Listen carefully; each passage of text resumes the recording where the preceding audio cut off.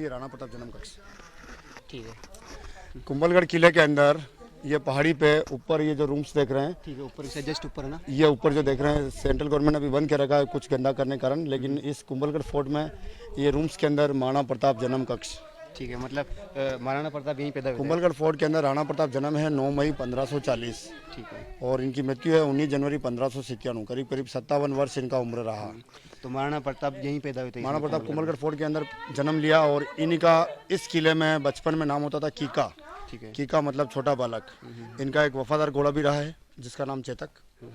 राणा प्रताप अपने घोड़े को एक एलिफेंट का मास्क भी पहनाया करते थे युद्ध में, बिकॉज जब मुगलों के जो हाथी आते थे तो हाथी के सामने अगर घोड़ा आता तो हाथी ये समझता है ये घोड़ा नहीं होके ये बेबी एलिफेंट है, तो कंफ्यूज होके ऊपर वार नहीं करे। तो राणा प्रताप के जो प्रिय जो वफादार घोड़ा चेतक और उसी के पास एक हाथी जिसका नाम राम प्रसाद होता था, तो मुगलों ने भी वो हल्दीघाटी युद्ध के दौरान पकड़ लिया। 18 दिन का इतिहास बोलता है कि उसको रखा गया, भोजन दिया, वफादार होने के कारण राम प्रसाद हाथी ने भोजन नहीं खाया, मर गया। तो एक लाइन आती है कि राणा प्रताप के हाथी को नहीं झुका पाए तो महाराणा प्रताप को झुका पाना असंभव है। हल्दीघाटी युद्ध में पकड़ा था। हल्दीघाटी युद्ध में हाथी को पकड़ा। अच्छा। मेवाड़ को छुड़ाने के लिए राणा प्रताप कसम खाए कि जब तक मुगलों से आज़ाद नहीं करूँगा तब तक जंगल का घास ही मेरा बिछोना या पेड़ का पत्ता ही भोजन का पात्र या जो भी भोजन होगा मेरा भोजन रहेगा। बार बार युद्ध होने के कारण यह अस्वस्थ हुए, इनकी मृत्यु हुई 19 जनवरी 1597। मुगलों के सामने सर नहीं झुकाया। सबसे बड़ी विशेषता ये रही हल्दीघाटी की कि हल्दीघाटी जो युद्ध हुआ तो दिस इज नॉट फॉर धर्म, दिस इज फॉर कुर्सी।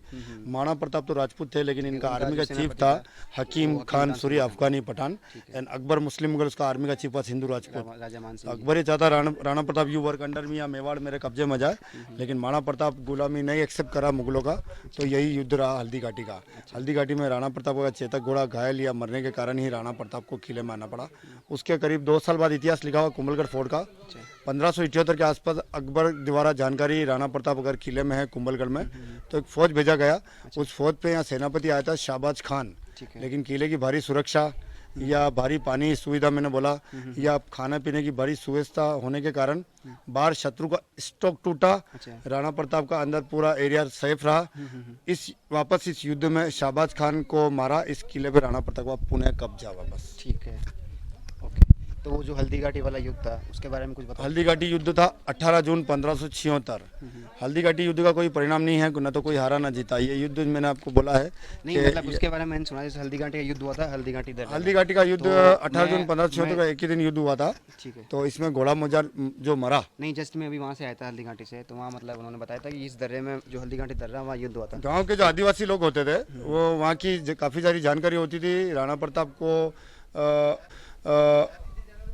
दिल्ली से अजमेर होते हुए दीवेर होते हुए मेवाड़ में आने का रास्ता यही होता था। तो महाराणा प्रताप की जो सेना थी वो टोटल भील थी। भील सेना ने मुगलों की सेना को हल्दीघाटी में ही रोकना उचित समझा, इसी कारणवश युद्ध हुआ। हल्दीघाटी का नाम इतिहास बुक के हिसाब से हल्दीघाटी कहता है कि दर्रे जैसा है टर्मरिक। कहा जाता है इतना युद्ध हुआ कि या तो ब्लड या बरसात का पानी या मिट्टी कलर ऐसा होने के कारण वो टर्मरिक जैसा रूप हुआ। आज भी उसका तो अलग है। जो टर्मरिक है वो तो क्या वहाँ पे चंदन के पेड़ है वो भी है, लेकिन जो रक्त तलाई वो तो पूरे खून से रक्त तलाई खून से सन गई। 1985 लास्ट खुदाई के दौरान तक वहाँ पे तलवारें निकली। इनके जो सेनापति थे उनकी कब्र है खमनोर में। कहा जाता है कि जो कब्र में आज भी तलवार मौजूद है, अभी भी है। ये रीजन बताया गया है कि अगर उनका सर धड़ से अलग हुआ तो अगर उनको जो दफनाया गया तो हाथ में तलवार जो थी वो भी कब्र के अंदर पहुंच गई, तलवार भी साथ में, तलवार भी गई। तो इतिहास बुक के हिसाब से उस कब्र में आज भी तलवार है हल्दीघाटी। तो वो जो उनकी जो शहीद स्मारक बने हैं वो मतलब हल्दीघाटी से लगभग 6 किलोमीटर दूर बने हैं। राणा प्रताप के जो सेनापति हकीम खान सूरी और राजा मानसिंह और वो उनके बने हैं। मतलब वहाँ से उनकी लड़ाई स्टार्ट हुई थी तो लगभग 6 किलोमीटर तक चले गए थे। जी जी जी जी। और राणा प्रताप के घोड़े ने भी करीब 22 से 28 फीट का एक चौड़ा नाला है, उसको 3 पैरों से जंप कराया, जहाँ पर जंप वहीं अंतिम सांस। और हल्दीघाटी के जहाँ पर चेतक घोड़ा का जो समाधि है मान लीजिए, वहाँ पर उस समय जब चेतक घोड़ा मारा तो एक इमली का पेड़ होता था। गांव के आदिवासी लोगों ने इस इमली के पेड़ के नीचे नाम लिख दिया था खोड़ी इमली का पेड़। रीजन है कि लंगड़े को या उसको अब खोड़ी बोला जाता है राजस्थान में। तो पेड़ तो नहीं लेकिन निशान लगा हुआ है। राणा प्रताप का एक वफादार जो घोड़ा उस समय जब मृत हुआ तो महाराणा प्रताप का एक वफादार सिपाही खत्म हो गया या राणा प्रताप का आदाब टूट गया उस समय। ठीक है, तो ये वही कहानी है ना।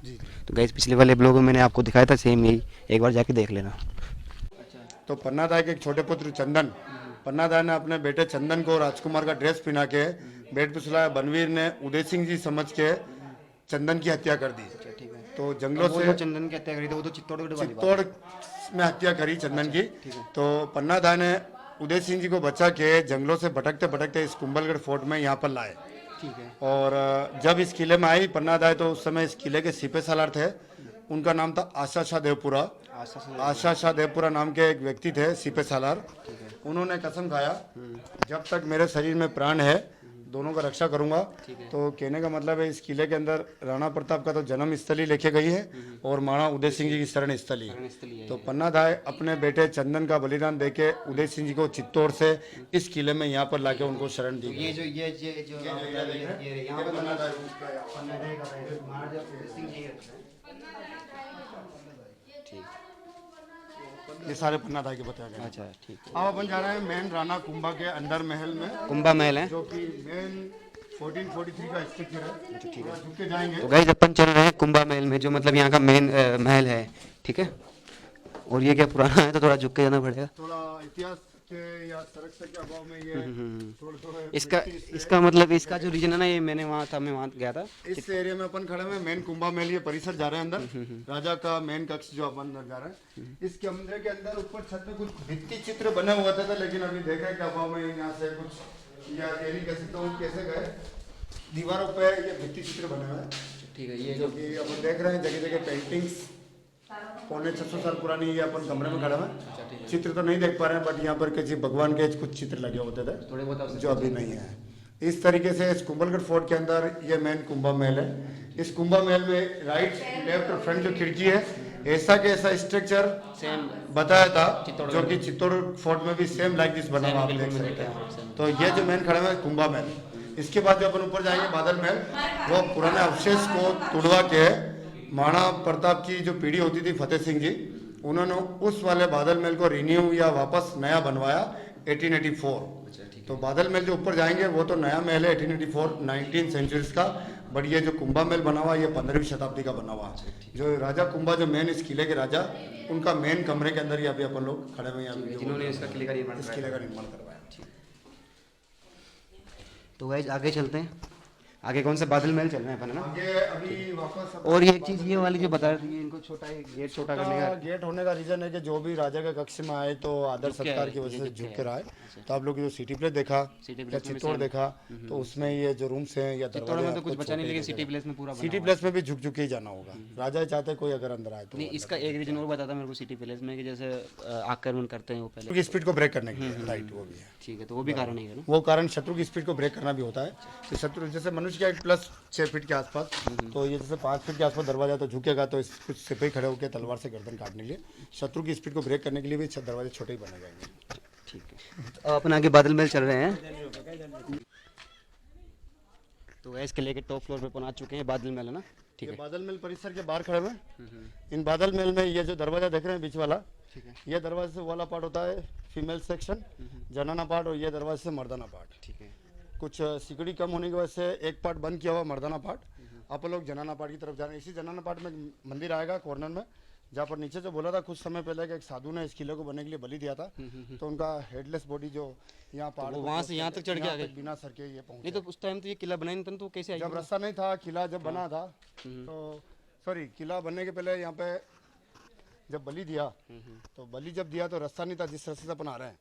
तो जो रास्ता अपन इतना क्रॉस करके आए हैं, तो उस समय रास्ता नहीं होने के कारण जो साधु को जो रास्ता मिला होगा उसी रास्ते को उन्होंने। तो ये क्या पहाड़ था क्या उस टाइम? पूरा पहाड़ी रही होगी बिल्कुल। ठीक है, तो पहाड़ी को काट के उस टाइम फिर बनाया? नहीं, जैसे बलि दिया था तो बलि देने के पहले तो रास्ता था नहीं, समझना। जब बलि दिया वहाँ तो उनके नाम से दरवाजा जो मंदिर बना, वो देखा था। तो जो दूरी अपन तय करके आ रहे हैं मेन रोड से, वो दूरी उतनी उन्होंने तय नहीं करी, नीचे से पूरी यहाँ तक जैसे आ गए होंगे बस। ये इतिहास लिखा हुआ है। ठीक है, जैसे अपन 1000 मीटर आए तो उसको 1/3 या 1/4 करें तो 300 मीटर, 200 मीटर, 250 मीटर, जो दूरी अपन ने तय करी वो दूरी नहीं तय करके उसकी 1/4 या 1/3 करी, इस तरीके से। तो अंदर जनाना महल के अंदर एक मंदिर है, जो बॉडी साधु जो बलि दिया, तो सर नीचे और ये ऊपर जो अपन अंदर जा रहे हैं देख रहे हैं, यहीं पर एक हेडलेस बॉडी जो अंतिम संस्कार करके एक स्थान बना दिया गया है। ठीक है, तो आज अंदर चलते हैं। बादल महल है ना? बादल महल के अंदर अपन आ चुके हैं। इस कुंभलगढ़ फोर्ट के अंदर बादल महल के अंदर ये जो स्थान देख रहे हैं, ठीक है, ये जो आप पीछे स्थान देख रहे हो, ये वही साधु महात्मा का स्थान है। फोर्ट बनने के लिए साधु ने जो बलि दिया था, तो नीचे जो देखा था वो मंदिर जहाँ पे सर कटवाया था, उन्हीं के नाम से दरवाजा एंटर करे थे। और ये जो स्थान देख रहे हैं कुमल का फोर्ट बादल महल के अंदर, तो इतिहास बुक के हिसाब से साधु बाबा का जो बॉडी नीचे से ऊपर आया, यहाँ पे आके इन्होंने छोड़ दिया और इनका अंतिम संस्कार करके ये स्थान बनाया हुआ है। ठीक है, तो ये जो धड़ है और नीचे जो साधु बाबा का, दिस द हेड और दिस हेडलेस बॉडी। इस पूरे परिसर में कुछ रानी कक्ष से अंदर जा रहे हैं, तो रानी कक्ष के बाहर वॉल पे कुछ भित्ति चित्र बने हुए हैं। हाथी फाइटिंग का रीजन ये बताया गया अगर लास्ट स्टेप पे अगर शतरानी राजपूत लेडीज को भी हथियार पकड़ना पड़े, तो हाथी को देख के एक मोटिवेशन पैदा हो कि मैं भी एक हाथी जैसा बल रखती हूँ, तो मैं भी बता रही हूँ उस टाइम, उस जमाने की। हाँ, इसमें 1884 का है ये एरिया 1443 का नहीं होके 1884 महाराणा प्रताप की जो पीढ़ी होती थी फतेह सिंह जी दरबार, उन्होंने इसको रिन्यू करवाया था 1884। इस कक्ष के अंदर मेन अंदर जा रहे हैं, अंदर एक कमरा है, उस कमरे के अंदर ये रानी कमरा कहेंगे। कमरे के अंदर एक सिस्टम दिया हुआ है इको साउंड टेक्निक। इसका रीजन ये बताया गया है कि कमरे में अगर कोई भी रानी रहेगी या कुछ आवश्यकता हुई, तो मोबाइल व्यवस्था नहीं होने के कारण अगर कमरे में कुछ ताली बजाई, वो आवाज बाहर दासी रूम में टकराती है। आवाज काफी गूंज रही है बराबर। तो इस कमरे में गाइस, आपको सुनाई दे रही है खतरनाक आवाज गूंज रही है यहाँ पे, थोड़ा सा बोल रहे हैं मतलब जबरदस्त आवाज गूंज रही है। इस किले के अंदर ये बादल महल के अंदर रानी कमरा है जहाँ पर अपन खड़े हुए हैं।